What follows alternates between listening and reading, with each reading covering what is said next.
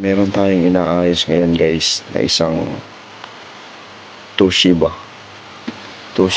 water dispenser na bottom type yung lagayin nyo ng tubig. Nandito po siya sa baba. Dito po siya nilalagyan ng tubig. Ang issue nito is wala siyang heater, sabi ng may-ari. Hindi siya umiinit.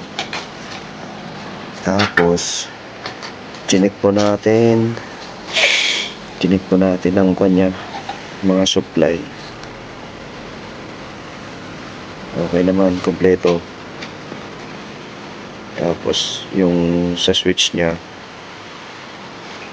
ito, tinanggal na natin. Chinik natin yan kung gumagana. Okay naman siya, in good condition naman. So bumaba tayo dito sa main supply nya guys, sa main supply nya para sa heater. Ito, pakita ko lang sa inyo. Ayan o. Ito yung dalawang thermostat. Ito yung pag lumamig, nagko-close yung circuit niya, tapos magkakaroon ng supply yung heater para uminit ulit. Tapos once na uminit, mag-o-open na naman yung circuit niya para mag-off. Ganun ang trabaho ng thermostat na to. Dalawa po siya. Ayan o. Yan yung thermostat niya, dalawa. Upon checking, pakita ko lang sa inyo. Sa tester po natin is naka buzzer chip pa tayo. So ang condition niya ngayon is malamig po siya. Dapat naka close circuit po siya para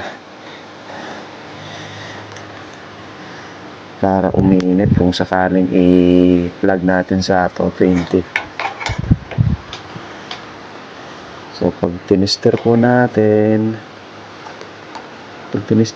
yung isang thermostat, mahirap lang testerin kasi masikip siya guys.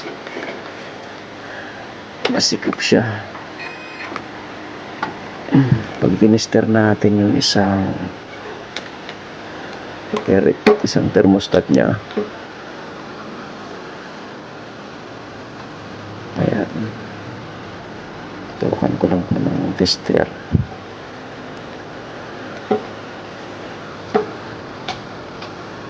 Mahirap po siyang tester guys, madugo.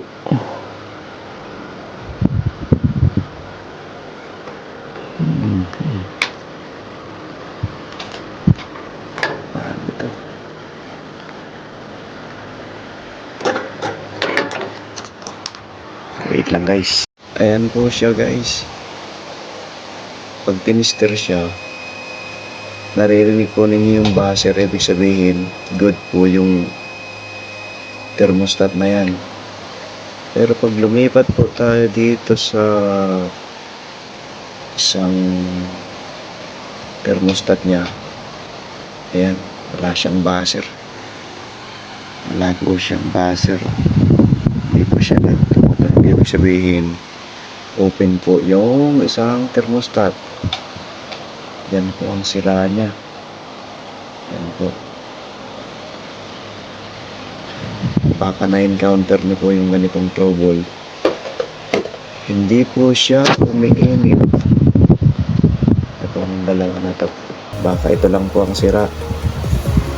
Pwede nyo rin pong i-DIY, pwede rin nyo pong pagawa sa legit na technician. Ito po, itong dalawa na to. Yung isa okay po to. Itong isa papalitan kung makakabili tayo sa Shopee o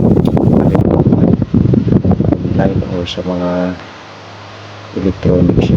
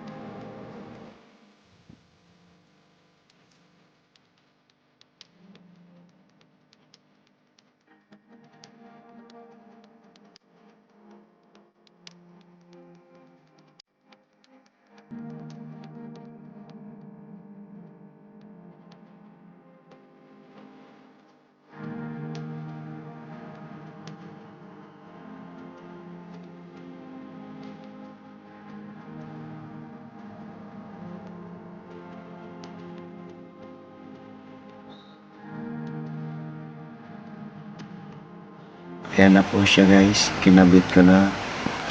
Inaayos ko na rin yung wiring. Tapos, pre-prepare ko na rin yung pag-testing ng tubig.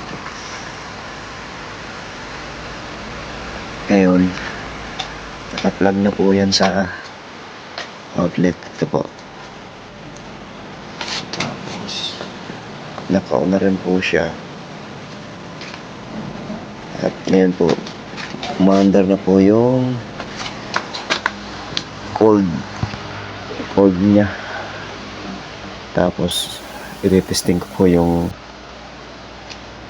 tubig kung mainit or malamig. Gamit po ako ng baso, baka madali po tayo. Testing muna po.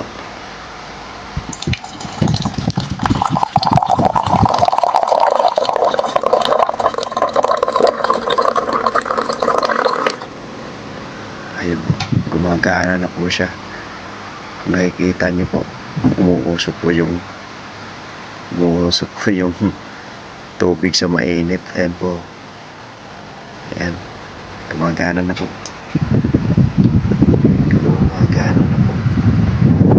Gumagana na po yung mainit na tubig.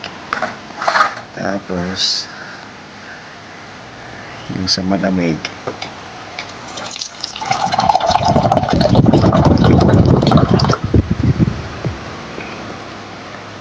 malamig na rin po. Okay na. Okay na. Pwede ko na po siyang ibalik. Ayan.